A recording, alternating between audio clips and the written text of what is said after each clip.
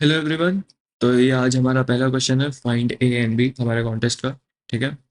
तो यहाँ पे लिखा हुआ है you are given three distinct positive integers X Y Z.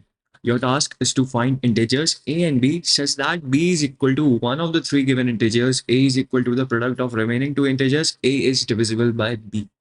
मतलब हमको ना यहाँ पे एक्स वाई जेड दे रखे हैं, ये तीन इंटीजर दे रखे हैं। ठीक है, एक टेस्ट केस लेके देखते हैं। तो पहला टेस्ट केस है 6 to 4। पहला टेस्ट केस है 6 to 4। ठीक है, ये हमारी वैल्यूज है एक्स वाई जेड की। यहाँ पे क्या रखा है B is equal to one of the three given integers.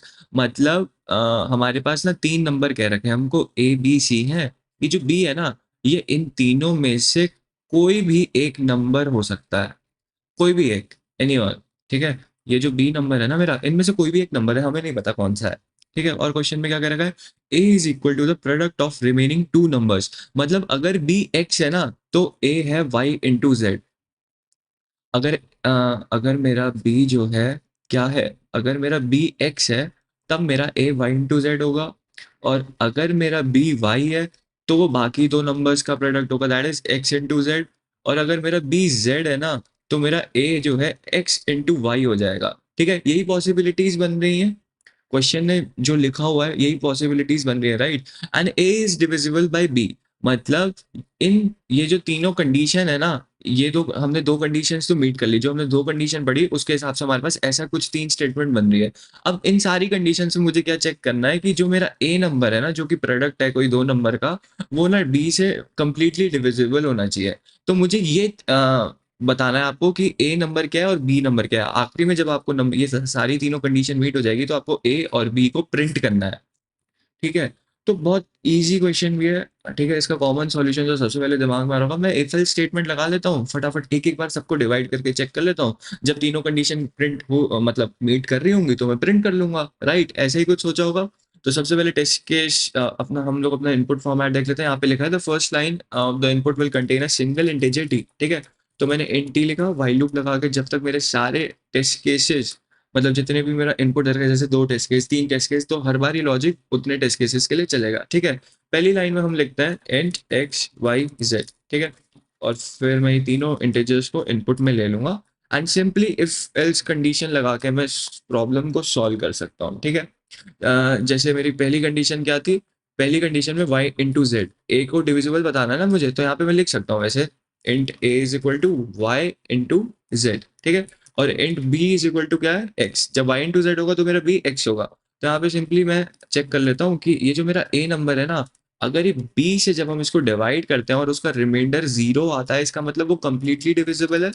वो उसका मतलब कंप्लीटली डिविजिबल है, राइट। तो मैं a को प्रिंट करा दूंगा, फिर एक स्पेस दे के b को प्रिंट करा दूंगा। ठीक है, ये इतना सही है, इतना सही है, राइट। अब उसके बाद क्या, उसके बाद अब मुझे चेक करना है कि जो मेरा, अब मैं फिर से अपना ए को चेंज करना चाह, अब मेरा ए टू सेकेंड केस में क्या होगा, सेकेंड केस में क्या है मेरा X into Z. X into Z, जब एक्स इंटू जेड होगा ए टू, तो बी टू क्या हो जाएगा एक्स और जेड मल्टीप्लीकेशन, तो बी टू मेरा वाई नंबर बचा, राइट। बी एक कोई नंबर है, बाकी जो दो नंबर बचे हैं वो मेरा ए है, राइट, ये हमें पता है।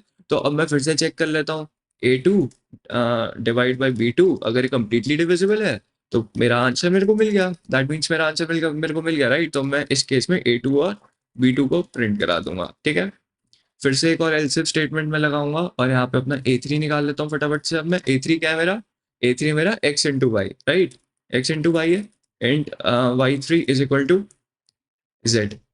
ठीक है, तो अब इसको भी सेम कंडीशन ऐसे ही चेक कर लेते हैं। लेकिन ये ना अच्छी अप्रोच नहीं थी इस क्वेश्चन को सॉल्व करने की। यहाँ तो हमको पता है कि सिर्फ तीन इंटीजर्स मैक्स है, राइट। हमको यहाँ पे पता था कि ना यहाँ पे तो तीन ही इंटीजर्स हैं, तो एक्स वाई जेड हमको दे रखा है। अगर ये एन इंटीजर्स होते फिर हमको यही चीज सेम निकालनी होती, तो क्या करते, तो क्या करते, किसी ने सोचा ये चीज नहीं सोची होगी कि तब क्या करेंगे अगर यहाँ पे मेरे पास थ्री डिस्टिंक्ट पॉजिटिव इंटीजर्स ना कह के एन डिस्टिंक्ट पॉजिटिव इंटीजर्स होते तो क्या करते हैं। तो उस चीज का भी सॉल्यूशन मैंने सोचा था। तो उसमें आप नेक्स्ट परम्यूटेशन मेथड का यूज कर सकते हो। एक तरीके से वही तो कर रहे हैं हम।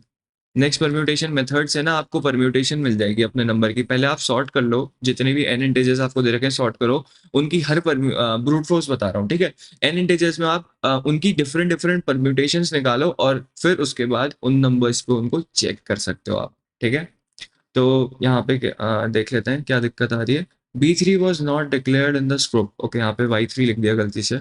तो आई होप आपको ये सॉल्यूशन समझ में आया होगा। बहुत इजी क्वेश्चन था। हमने different conditions if else block का यूज करा और अपना आंसर निकाल लिया, ठीक है? तो यहाँ पे आ रहा, एक बार रन करके देखते हैं इसको कि ये सही चल रहा है या नहीं चल रहा है, ठीक है? रन करके देखते हैं क्या हमने कोई कंडीशन मिस तो नहीं करी है, क्या कुछ गलत करा है हमने? मुझे ऐसा लग रहा है हमने कुछ गलत करा है। नहीं, हमने गलत नहीं करा, करेक्ट आंसर, ठीक है? और यहाँ पे भी कह रखा था तेरा if there are multiple possible answers you may print one of them. तो इस क्वेश्चन में, ऐसे क्वेश्चंस पे क्या होता है, हम लॉजिक सही लगा रहे होते हैं लेकिन हमारा ना सैंपल केस कभी कभार मीट नहीं कर रहा होता, तो हमको लगता है हम गलत कर रहे हैं और हमेशा सैंपल आउटपुट जो यहाँ पे दे रखा होता है वही निकालने की कोशिश करते हैं। तो हमेशा आउटपुट फॉर्मेट पढ़ लिया करो। अगर ये लाइन दे रखी है तो मे बी आपका लॉजिक सही है, आपका आंसर डिफरेंट आ रहा है, इसका ये मतलब नहीं है कि आपने गलत सोचा है। एक बार उसको सबमिट करके चेक कर लिया करो, ठीक है?